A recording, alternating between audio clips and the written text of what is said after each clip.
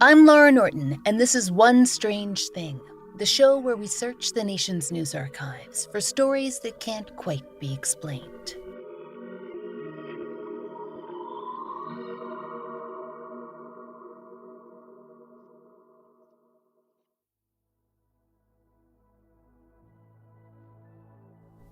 Now, we've covered clowns once or twice on this show, spanning a range of behavior from running a motel in the middle of the desert to chasing people with literal knives. It's fair to say that, across the board, we are not fans. And we're not here to cast aspersions on the noble profession of the professional jester. Please know that about us. We love a good joke, of course, and even some slapstick now and again. But the version of clown that ends up on this show's radar is, inevitably, not that. Rather, we seem to only be able to deal with haunted clowns, or murder clowns, or vaguely menacing clowns. If you've got a whimsical, squeaky-shoe joker for us, please do reach out. We could use a giggle. But, strangers, it does seem that, perhaps inevitably, we always circle back to the weird stuff. For better or worse, there are always clowns out there that don't quite comport with your average circus vibe. Such was the case back in 1978, when the Laurah Journal reported on the bizarre experiences of a man who wanted to be known only as Mr. Y. We'll stop now and explain that this is no run-of-the-mill small-town newspaper. Laurah is the British equivalent of MUFON, or the Mutual UFO Network, and its proper name is the British UFO Research Association. So, in this organization's reporting, you can assume there's going to be a pro-alien bent, right? Right. So, with that said, we need to tell you Mr. Y's story. He approached the Laurah Journal with the story of his multi-year experience, really his family's experience, between 1970 and 1973 on the Isle of Wight. According to Mr. Y, during this period of time, his family was being harassed by alien spacecraft and a clown. Probably an alien clown. Allow us to elaborate. For about 2 years, Mr. Y had seen alien spacecraft flitting about in the night sky over his seaside village. According to Vice, his first encounter was in October of 1970, when he saw, quote, cherry red balls of light blazing through the night. The second time he saw them, a few months later, the lights were yellow and they seemed to surface out of the sea and into the sky. Mr. Y reported many such sightings, and he was reportedly frightened by these flashing lights and the fact that they seemed to be following him, which is, of course, understandable. But apparently, Mr. Y didn't tell his family about these experiences. And beginning in 1972, he suddenly didn't see much of anything for about a year. But when his daughter came home from a playdate in the spring of 1973 and said she'd had an odd experience, well, we have to assume that Mr. Y knew, on some level, what was coming, and he braced himself to hear about a UFO.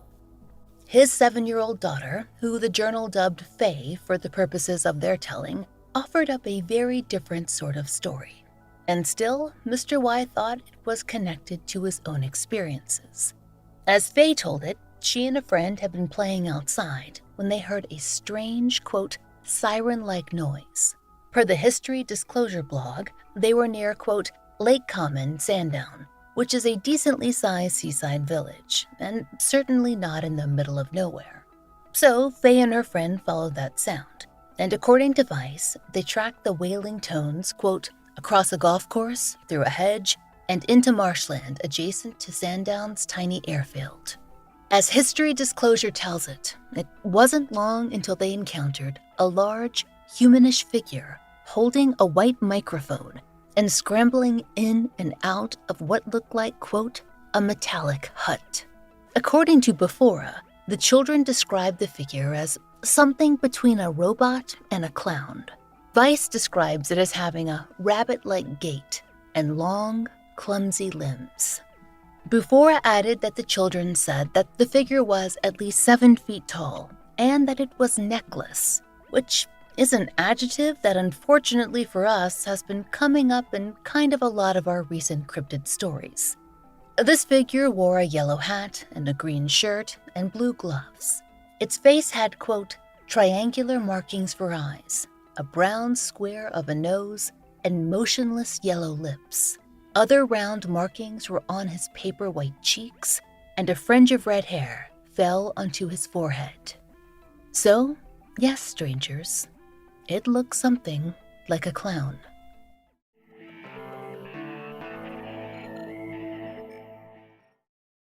I talk about Delete Me all the time because I absolutely love it. And maybe you've been thinking about how to protect yourself from stalkers, scammers, and hackers too. Here's what you do. Go to www.joindeleteme.com/strange and enter code STRANGE. You'll get 20% off Delete Me.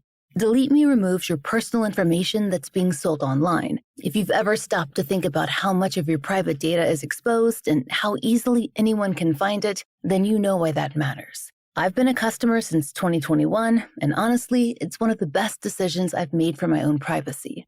Delete Me does all the hard work for me of wiping details from data broker websites, including all the new ones that just keep popping up. Every few months, they send a personalized privacy report showing what they found, where they found it, and what they removed. In one of my recent reports, they'd scanned nearly 12,000 listings and taken care of removals that would have cost me around 200 man-hours to do on my own. Delete Me is not a one-time cleanup. It's always working in the background all year long. And it's affordable too. You can get an individual Delete Me plan for a little over $8 a month, with even better discounts on a 2-year plan, or when you sign up with your family or partner. Take control of your data and keep your private life private by signing up for Delete Me, now at a special discount for our listeners. Get 20% off your Delete Me plan when you go to joindeleteme.com/strange and use promo code STRANGE at checkout. The only way to get 20% off is to go to www.joindeleteme.com/strange and enter code STRANGE at checkout. That's www.joindeleteme.com/strange, code STRANGE. Today's episode is brought to you by Vinted. So, those clothes you're not wearing anymore, someone else would love them. Vinted is the app that gets them out of your closet and into someone else's, and puts a little extra money in your pocket too. And that sounds perfect for me because, honestly, my wardrobe has gotten completely out of hand. I absolutely love clothes. I always have. The problem is, I have way more than my closet can hold. And right now it's packed so tight, I can't fit one more thing. And that's a shame because I'm already planning my fall wardrobe, and there are pieces I've been dying to bring home. I know the fix is to clear out what I'm not wearing, and I also know that's the part I never get around to because it always feels like such a chore. So, Vinted is where I'm starting.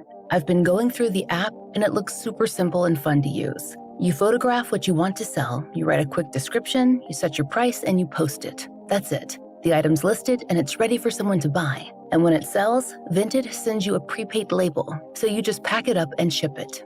And with Vinted, there are no seller fees, so what you earn from a sale is yours to keep. The app's free to download too. That means the money from the clothes I'm clearing out goes straight toward those new pieces I've been eyeing. Ready to clean out your closet and make some extra money? Download the Vinted app for free and start listing. With no seller fees, you keep every dollar you earn. And for a limited time, enjoy free shipping in the US on Vinted.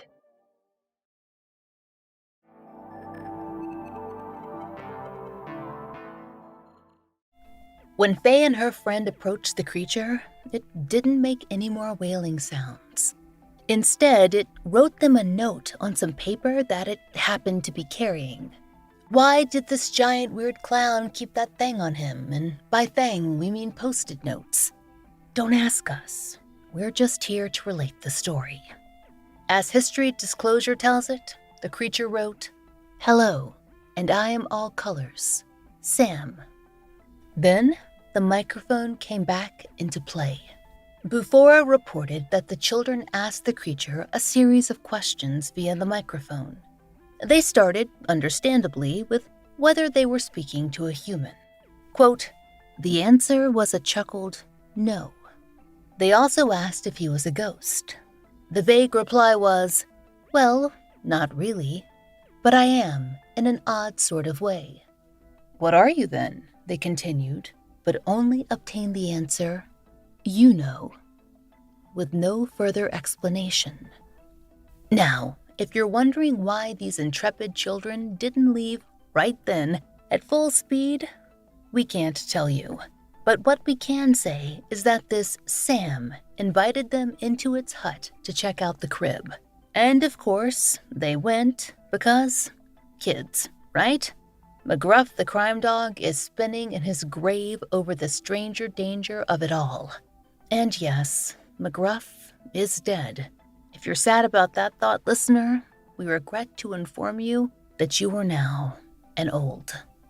In any case, Bufora's explanation makes it seem like the kids may have followed their strange and unnerving new friend into a sort of spaceship.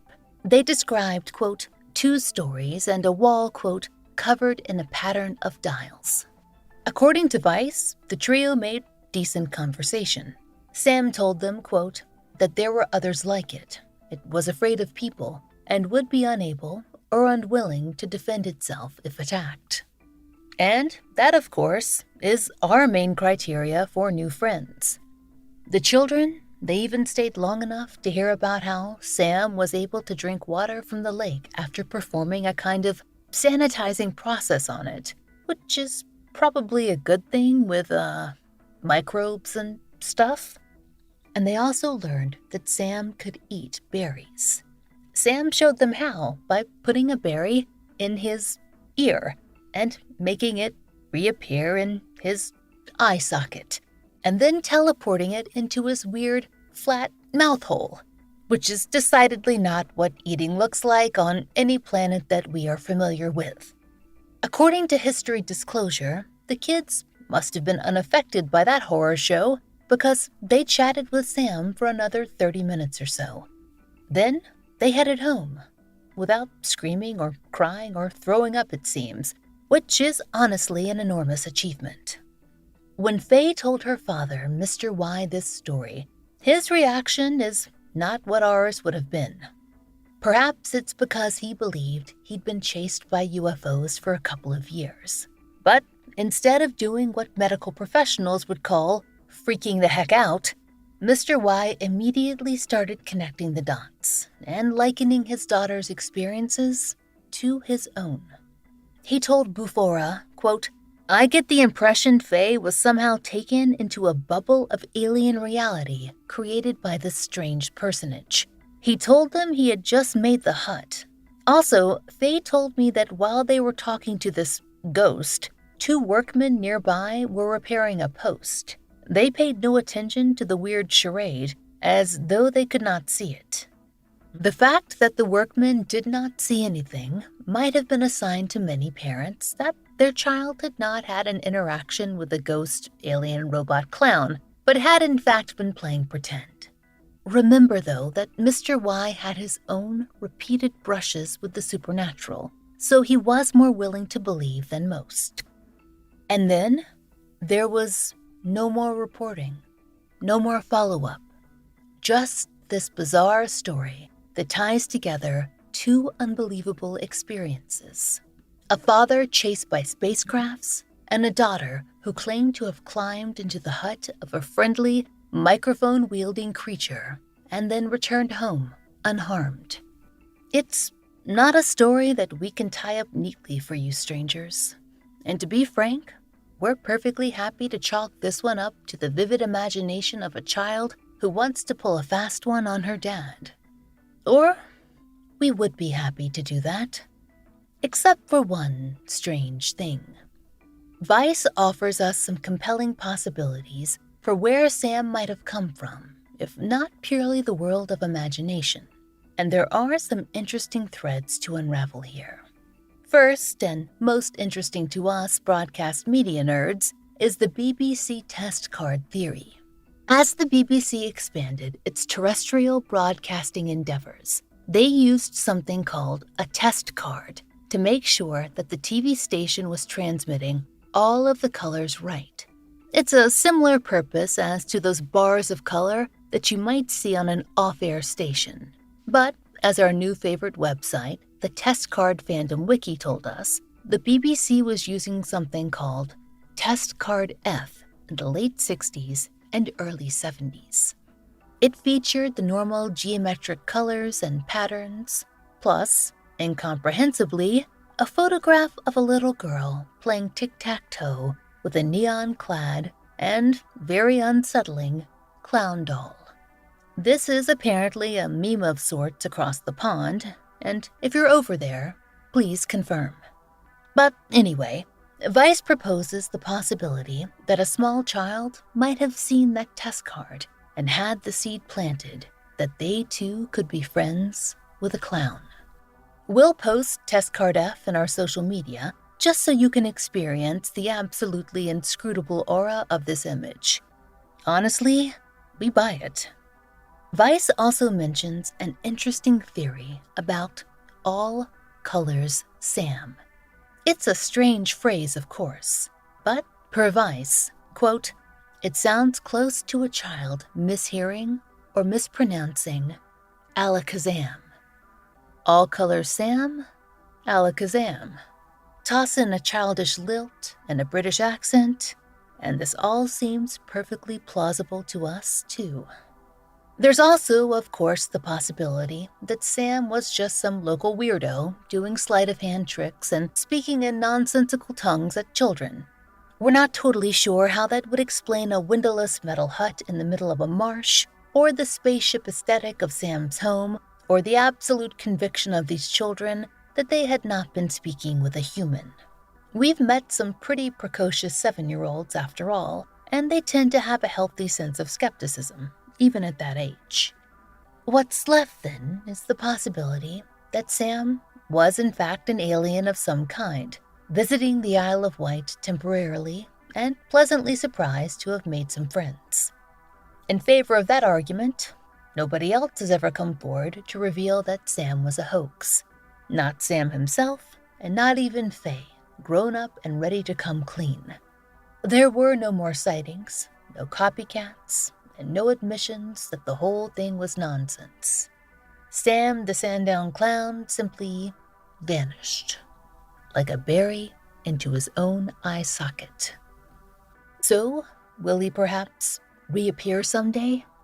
We can't be sure, strangers, but we do find ourselves leaning towards Sam, living exclusively in the imagination and popping up in conversations and articles and podcasts to bring us together in celebration of the strange. After all, that's the good stuff. Not that we're biased or anything.